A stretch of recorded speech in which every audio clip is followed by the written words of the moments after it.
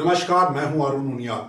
खबरें अभी तक में खास मुलाकात में आज हम बात करेंगे उन किसानों की जिनको लेकर नेता अक्सर कहा करते हैं, हम किसानों की तकदीर बदलेंगे, तस्वीर बदलेंगे और उसके साथ प्रदेश और देश की तस्वीर भी बदलेगी।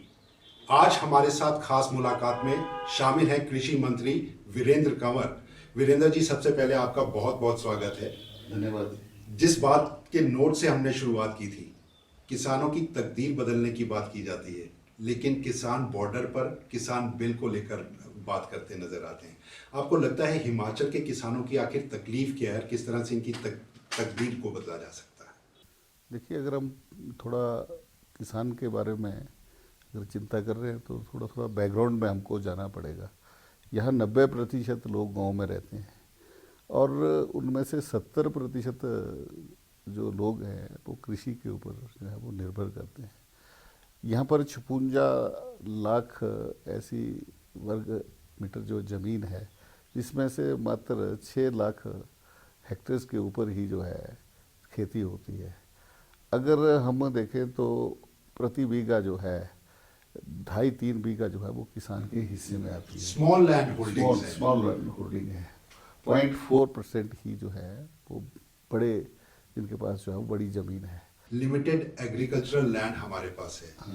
पहाड़ के अंदर जो आप पेडी क्रॉप्स, खरीफ रबी की ये जो फसलों की बात करते हैं, वो अपने घर का, अपने लोगों का पेट तो भर सकती है, लेकिन बच्चों को पढ़ाने की फीस, ये वाली चिंताएं जो है वो किसान की पहले भी थी और आज भी बनी है। ये तकदीर कैसे बदलेगी? मैंने यही कहा कि हम ने उत्पादन की चिंता की, सरकारें जो आई उसने उत्पादन की चिंता की, किसान की किसी ने चिंता नहीं की कि क्या किसान की आय भी बढ़नी चाहिए।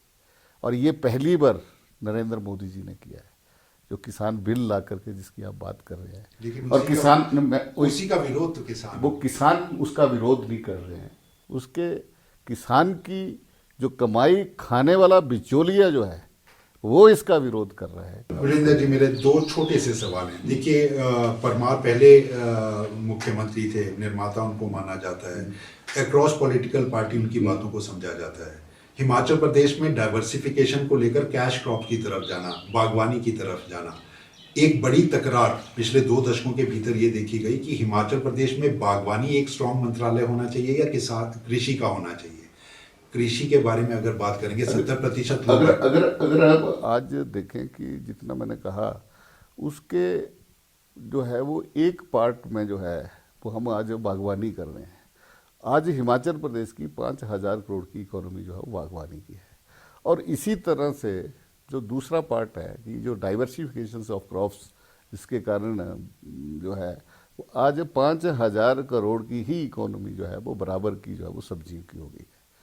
लेकिन हम कैसे किसान की आय को और बढ़ा सकते हैं, ये बात जो है वो हमें आज जो है वो करनी है, जिससे जो आपने शुरुआती दौर पर जो है वो की है। हम ताज़ी सब्जी जो है, आज हम ताज़ी सब्जी जो है वो मार्केट में बेचते हैं। अगर वो मार्केट में नहीं बिकती है तो वो किसान को वो दाम नहीं मिलता। अभी हाल ही में जो एक क्राउड ब्रस्ट जो है वो अपना लाहौल में हुआ, लेकिन किसान की जो फसल है वो मार्केट तक नहीं पहुंची और मार्केट तक नहीं पहुंचने के कारण किसान पिट गया। लेकिन इसका विकल्प क्या है? हमको आज वैल्यू एडिशन के ऊपर जाना है, हमको आज स्टोरेज के ऊपर जो है वो किसान को जाना है, आज किसान को और दूसरे विकल्पों के ऊपर जो है वो जाना है, ताकि उसकी अगर वो मार्केट में नहीं बिकती है तो उसकी वैल्यू एडिशन के लिए उसके पास स्टोरेज की कैपेसिटी हो। ऐसे कितनी जगह हैं जहां पर किसान खेती करना चाहते हैं? देखिए, किसान मेहनत कश है, वो अपना पसीना बहाकर उत्पादन भी कर देगा। उसको 2 दिखते हैं, एक तो पानी हिमाचल प्रदेश के अधिकांश किसानों के पास नहीं है, हम वर्षा आधारित अपनी खेती और उसके ऊपर है, चाहे बागवानी की बात है या कृषि की बात है। दूसरा, बाजार और इंफ्रास्ट्रक्चर नहीं है। आपने बिल्कुल ठीक कहा, लाहौल स्पीति, लेकिन लाहौल स्पीति के मटर को, लाहौल स्पीति के आलू को, इनके लिए बाजार सुलभ कराना, ये तो सरकार की जिम्मेवारियां होनी चाहिए। मैं वही कह रहा हूँ, आज हमको इंफ्रास्ट्रक्चर की तरफ जाना है। मैं धन्यवाद करता हूँ प्रधानमंत्री जी का, 1 लाख करोड़ रुपए का इंफ्रास्ट्रक्चर जो है वो आज एग्रीकल्चर और एलाइड सेक्टर्स में जो है वो दे रहे हैं। और उसमें से 30 लाख करोड़ जो, उसमें से जो 30% जो है वो सिर्फ मात्र एग्रीकल्चर्स के ऊपर। लेकिन वीरेंद्र जी, ये कैसा इंफ्रास्ट्रक्चर डेवलपमेंट का काम है? किसान बिल की बात की जाने लगी, आपके स्टोर्स इनके अनाज को रखे जाने की बात की जाने लगी, बाजार देने की बात की जाने लगी। हिमाचल के जो मक्की के हैं, गेहूं पैदा करने वाले हैं, उनको तो हिमाचल में बाजार नहीं मिलता, पंजाब जाकर दूसरे राज्यों में जाकर बेचना पड़ता है। अगर उनका अनाज है तो उसके लिए स्टोर नहीं है। ये कैसी देखिए जिम्मेवारी? ना, मैं वही कह रहा हूँ कि यही इंफ्रास्ट्रक्चर जो है वो हमको देना है। आपको कृषि लगता में है एक बहुत बड़ा अभी इसके ऊपर चिंतन हो रहा है। और मैं ये बता देना चाहता हूँ कि 1 वर्ष पहले मुझे ये विभाग मिला था और मेरे 20 साल के जीवन के अंदर अपना यहाँ एज ए विधायक मैं यहाँ पर आता था। जब कटौती प्रस्ताव आते थे कभी एग्रीकल्चर चर्चा नहीं होती थी, लेकिन पहली बार जो है वो एग्रीकल्चर जो है वो कटौती प्रस्ताव में यहाँ पर आया। और इस पर मैक्सिमम जो प्रश्न थे वो एग्रीकल्चर्स के ऊपर थे। हमने आज 10 करोड़ का बड़ा प्रोजेक्ट बना करके केंद्र को भेजा है। 1107 करोड़ का प्रोजेक्ट जो है वो जायका, जिसके माध्यम से जो है जिसकी शुरुआत हमने फेज़ 2 में की है, वो पूरी तरह से डाइवर्सिफिकेशंस और स्टोरेज और प्रोसेसिंग के लिए जो है वो उस प्रोजेक्ट्स के माध्यम से हम व्यवस्था कर रहे हैं। हमें खेती महंगी लगी। आज किसान को ये लगता है कि घर में रख करके उसको खेती से कोई लाभ होने वाला नहीं है। उसको 5,000 की नौकरी उसको बेटे को बद्दी करनी है। हम क्यों बद्दी में 5,000 की नौकरी? ये बहुत बड़ा सवाल आप कह रहे हैं, बिल्कुल। और ये बिल्कुल स्थिति इस तरह की थी। लेकिन 2 बड़ी चुनौतियां तो आपके सामने बिल्कुल खड़ी हैं। पहली, मैंने जिस तरह से कहा था, पानी की। पानी उपलब्ध हो नहीं पा रहा। हर सरकार एक वादा करती है, हर सरकार इस बात की चिंता जरूर करती है, लेकिन असल में देखिए इतना दशक बीत गए, पानी नहीं है। दूसरा तो हिमाचल प्रदेश में लोगों ने किसानी खेती करनी इसलिए छोड़ दी, जंगली जानवर, बंदर, सुअर, इसका कोई विकल्प। जंगली जानवर पहले भी थे और अब भी है। ये जब तक मानव जीवन धरती किसान पर खेती छोड़ रहा है वीरेंद्र जी। नहीं, ऐसा नहीं है। किसान जो है, किसान की खेती छोड़ने की दो वजह मैंने आपको बताई। तीसरी बड़ी वजह आपने मेरे को ये वाली बताई कि किसान का बेटा ये समझता है कि इस छोटी सी लैंड होल्डिंग के अंदर अगर मैं कृषि का काम कर रहा हूँ, जितनी लागत मेरा उत्पादन के भीतर आ जाती है, बाजार मेरे पास है नहीं। जब आप तारीफ कर रहे थे मोदी जी के किसान बिल की, तो ऊना के किसान बोल रहे थे हमारे को बेचने के लिए जगह नहीं मिल रही, हमारा धान नहीं खरीदा जा रहा। नहीं, हमारा उसमें देखिए, हिमाचल प्रदेश का कभी ये चिंता नहीं हुई कि हिमाचल के किसान, मैं वही बोल रहा हूँ कि किसान को गेहूं बेचने के लिए हम प्लेटफॉर्म दें, धान बेचने के लिए, मक्की बेचने के लिए प्लेटफॉर्म दें। पहली बार ऐसे 10 प्रोक्योरमेंट सेंटर हमने यहाँ पर बनाए हैं। और आपको इस बात की प्रसन्नता होगी कि 1,31,000 क्विंटल जो है वो गेहूं इस बार हमने प्रोक्योर किया है।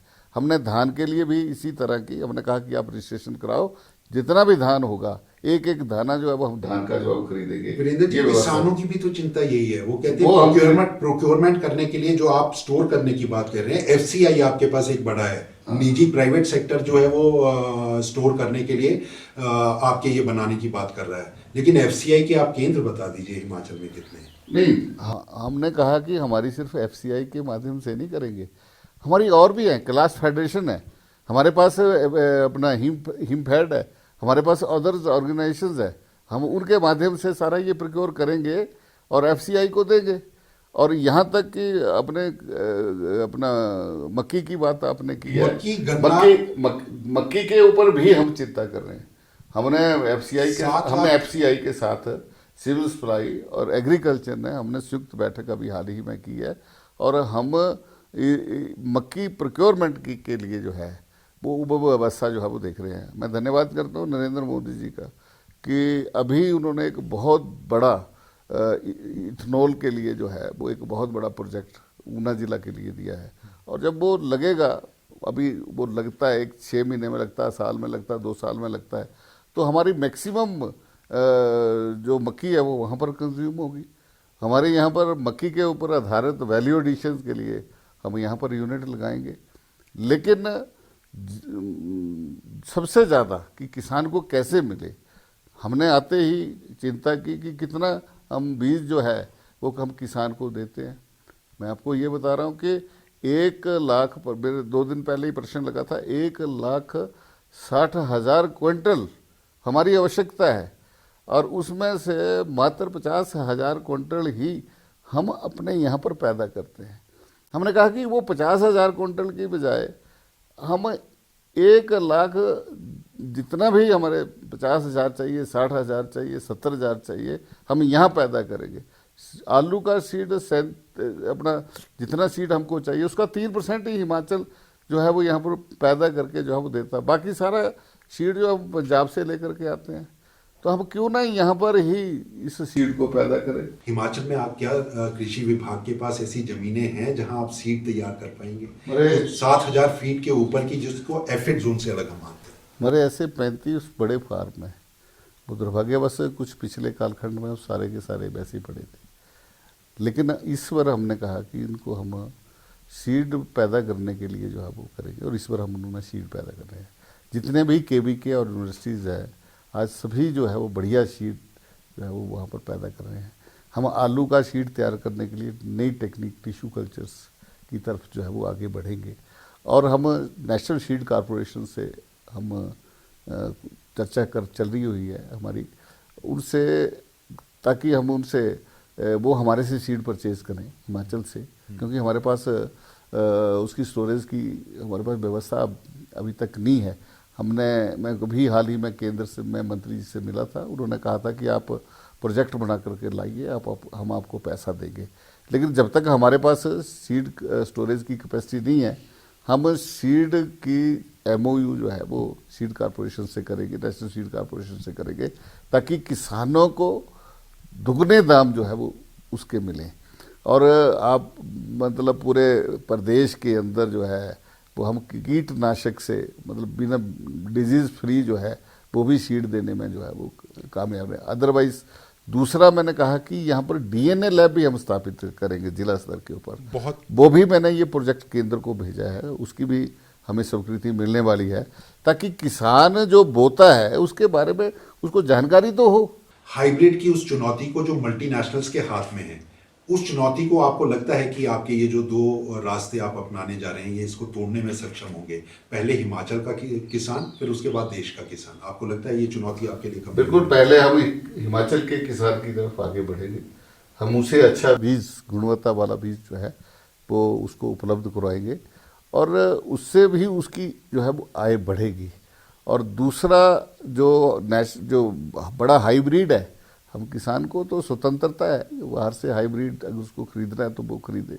इसकी हम जो है पूरी व्यवस्था जो है। टिश्यू कल्चर की आप बात कर रहे हैं, तो टिश्यू कल्चर को तो लैब के भीतर तैयार किया जाता है। टिश्यू कल्चर का आपका मतलब किस तरह से आप सीड किसान को प्रोवाइड करते हैं? जिसको हमें अभी हाल ही IHBT में जाकर के आया, वहाँ पर मैंने देखा, सारी व्यवस्था देखी, और उसमें हम सैकड़ों क्विंटल्स जो है वो हम बीज तैयार कर सकते हैं। टिश्यू कल्चर लैब के भीतर तैयार हो जाते हैं वीरेंद्र जी, लेकिन वहाँ भी एक चुनौती है। वहाँ चुनौती इस तरह की है क्योंकि वहाँ जो पौधा आप टिश्यू कल्चर के हिसाब से तैयार करेंगे, किसान को तो आपको सीड की शक्ल में देना पड़ेगा। जो फर्दर टेक्नोलॉजी लैब से निकल कर आएगी, क्या उसकी व्यवस्थाएं आपको लगता है? पूरी तरह हम पूरी व्यवस्था करके जो हम देंगे।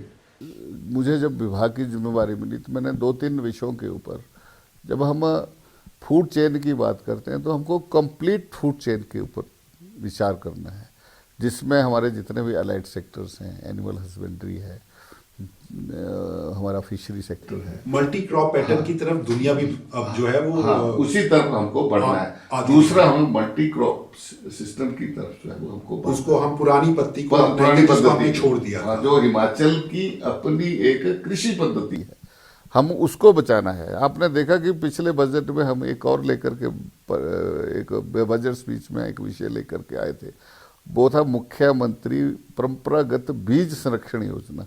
हम उसके ऊपर भी काम कर रहे हैं। वीरेंद्र जी, सबसे बड़ी चिंता तो इसी बात की है, जो लोकल जर्म प्लाज्मा था हमारा, वो तो खत्म होता जा रहा है। लाल चावल हम उसका संरक्षण कर रहे हैं। यूनिवर्सिटी में हमने एक बीज सेंटर बनाया हुआ है, उसमें हमारे पास है, लेकिन 100% तो नहीं हम कह सकते, लेकिन हम कहीं ना कहीं इस दिशा में सोचना शुरू कर दिया है। हमने जो प्राकृतिक खेती में आज 1,10,000 किसानों को जोड़ा है। लेकिन उसमें 2 बड़ी चुनौतियां हैं। पहला सर्टिफिकेशन। देखिए, आप जिस बात को कह रहे हैं कि केमिकल फर्टिलाइजर्स के बगैर इस्तेमाल के लिए, आपके पास तो बाजार ऐसा नहीं है जहां पर किसान जो पैदा करता है, मैं आपको अभी भी बता देता हूँ, लाहौल स्पीति का इलाका है, किन्नौर का इलाका है, हम रोडू और इनके इलाके में जहाँ लाल चाय पैदा होता है, वहाँ तो केमिकल फर्टिलाइजर्स का इस्तेमाल नहीं किया जाता। वो पहले से अगर उसके लिए हमने शुरू कर दिया ना, ईश्वर, हमने शुरू कर दिया कि हम किसान से वो बीज खरीद रहे हैं, उसकी मल्टीप्लिकेशन कर रहे हैं। बाजार। हाँ, उसकी मल्टीप्लिकेशन के बाद उसकी बाजार की व्यवस्था कर रहे हैं। उसकी पहले हम अपनी आवश्यकता पूरी करेंगे प्रदेश की। हमारे पास इतना बड़ा सिविल सप्लाई सिस्टम है, हम उसके माध्यम से लाल चावल पूरे इसमें देंगे। हमारे पास हल्दी है, धनिया है, मिर्च है। मेडिसिनल प्लांट की कितनी चीजें, ओगला फाफरा जो हाँ, स्पेस के भीतर हाँ, आपका जाता हाँ, है। हाँ, उसको हम मार्केट में लेकर के आएंगे, उसको हम अपनी मार्केट देंगे। आज से पहले तो कभी सोचा नहीं हिमाचल में, हम ये सोचना शुरू कर दिया है, उसके ऊपर काम। फूल का उत्पादक तो आज भी कह रहे हैं कि हमारे लिए तो बाजार ही सबसे बड़ी समस्या है। अभी हम ट्रांसपोर्टेशन सबसे बड़ी। अभी परमाणु में है, हम इसके ऊपर अभी हाल ही में हमने मीटिंग की है मार्केटिंग बोर्ड की। परमाणु में और ऊना में हम ऐसी फूल मार्केट सब मंडी जो है वो हम बनाने जा रहे हैं, ताकि किसानों को दिल्ली की मार्केट में नहीं जाना पड़े, यहाँ पर ही हम खरीद करके अन्य देश के विचारों में जो है उसको बेचें। तो क्या केंद्र से इसके बारे में भी मांग करेंगे, ट्रांसपोर्ट सब्सिडी हमारे किसानों को दी जाए? कूल वेगन चैन सिस्टम का जो ये एक इंफ्रास्ट्रक्चर है वो डेवलप यहाँ पर होना चाहिए। क्या उस तरफ भी सरकार सोचे? उस तरफ भी विचार करेंगे। जब हम करेंगे तो कंप्लीट चिंता करेंगे। प्रोसेसिंग यूनिट, एक अंतिम सवाल मेरा। हमारे यहाँ सबसे बड़ा दिक्कत बाजार की रही, पानी की रही। आप कह रहे हैं कि इन चीज़ों को देखेंगे, लेकिन वीरेंद्र जी लंबे अरसे से 1600 करोड़ रुपए का शिवा प्रोजेक्ट, 1134 करोड़ रुपए का हाई डेंसिटी प्लांटेशन का जो हॉर्टिकल्चर का ये प्रोजेक्ट, जायका का आपका 300 साढ़े 300 करोड़ रुपए का प्रोजेक्ट, आगे फिर आप इसमें से 150-300 करोड़ रुपए का दूसरा जायका 2 प्रोजेक्ट शुरू कर रहे हैं। पानी तो आज भी नहीं है वीरेंद्र जी, कैसे भरोसा कर ले किसान? देखिए, ऐसा है कि जितना पानी हमारे पास अवेलेबल है पहले तो हम उससे ही करें। माननीय प्रधानमंत्री जी ने ग्रामीण विकास विभाग में ये पूरे देश से एक अपील की है कि कैच दी रेन। पहाड़ हैं, पानी सबसे ज़्यादा बारिश होती है, पानी नदियों में आता है, बहता है और चला जाता है। हमने उसको रोका नहीं, कैच दी रेन। हमने अभी हाल ही में मैंने मीटिंग की विभाग के साथ, और हमने कहा कि हर जिला के अंदर, हर पंचायत के अंदर 1 साल 5 काम, हम बड़े 5 काम हम पंचायतों को छोड़ देते हैं कि वो अपने स्तर पर तय करें, जो करना करे करते हैं। हम पैसा देते हैं, सीधा पंचायतों को देते हैं, लेकिन हम एक व्यवस्था दे रहे हैं कि हम 5 काम एक पंचायत से लेंगे। और उसमें हमने ये तय किया है कि हम 4000 नए बड़े चेक डैम हम इस बार बनाएंगे, हम पंचायतों से बनवाएंगे। हम 4000 से ज़्यादा तालाब जो है वो इस साल बनाएंगे। एक शुरुआत है, हम इस तरफ बढ़ रहे हैं। दूसरी तरफ जो आपने कहा जायका फेज 2, उसमें भी ये व्यवस्था। आप नए क्रॉपिंग पैटर्न को लाएंगे, लेकिन उस किसान को खेत के साथ जोड़ सकेंगे, उस किसान को उस तरफ जोड़ सकेंगे जो नौकरी के लिए भाग रहा है, खेती छोड़ रहा है। आप ये बिल्कुल मैं ये प्रैक्टिकल अपने से कर रहा हूँ, मैं ये प्रैक्टिकल अपने गांव से कर रहा हूँ। और मेरे वहाँ पर हमने एक गौटरी का क्लस्टर शुरू किया, अभी एक गौटरी डेयरी के रूप में हम उस एरिया को विकसित कर रहे हैं। मेरे पास आज ऐसे 70 किसान हैं जिसको मैंने 11 का यूनिट बकरियों का दिया, आज उनके पास 50-50, 100-100 हो गई। हमने जिसको पिगरी का 4 का यूनिट दिया, आज उसके पास 55 पिग्स जो है वो उसके पास हो गए। इतने मतलब ये प्रैक्टिकल है। हमने अगर कहा कि हम एक फार्मर प्रोड्यूसर ऑर्गेनाइजेशन अगर एक वेटनरी की बनाते हैं, उसकी गौटरी में बनाते हैं, बकरी पालन की बनाते हैं, तो हम अच्छी नस्ल, सिरोही नस्ल, बीटल नस्ल, हम अच्छी 2-2, 3-3 लीटर दूध देने वाली बकरी उसको देंगे, उसकी कलेक्शंस करेंगे, उसका प्रोसेसिंग यूनिट लगाएंगे, और उसका जो है वैल्यू एडिशन करके जो है वो उसका चीज़, उसका दूध, उसको हम मार्केट में बेचें। ये हमारे पास विकल्प हैं, इसके ऊपर हम प्रैक्टिकली हम कर रहे हैं। मैंने अपने आप छोटी डेयरी मैंने अपने घर में शुरू की है। मैं अपना 20-25 लीटर दूध डेली जो है वो मैं इसको मिल्क फैट को देता हूँ। तो उससे कितनी आय हो सकती है, मिनिमम कितनी आय हो सकती है? वो बढ़ेगी, आय भी दुगनी होगी किसानों। जो किसान, एक किसान, मैं किसान हूँ, मैं खेती करता हूँ, खेती से मेरे को आय नहीं होती है, लेकिन मैं 3 अच्छी नस्ल की गाय या भैंस रख करके मैं उसकी छोटी डेयरी से जो कुछ मेरे को दूध आ रहा है, मैंने आपने शिवा प्रोजेक्ट की बात की है, मैंने 1200 पौधा वहाँ पर अमरूद का लगवाया है। मैं इस करके कर रहा हूँ कि लोग ये देख करके इस पैटर्न को फॉलो करें।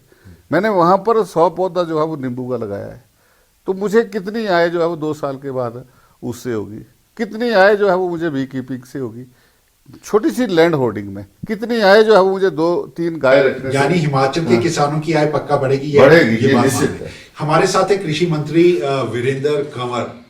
आज की इस खास मुलाकात में इतना ही।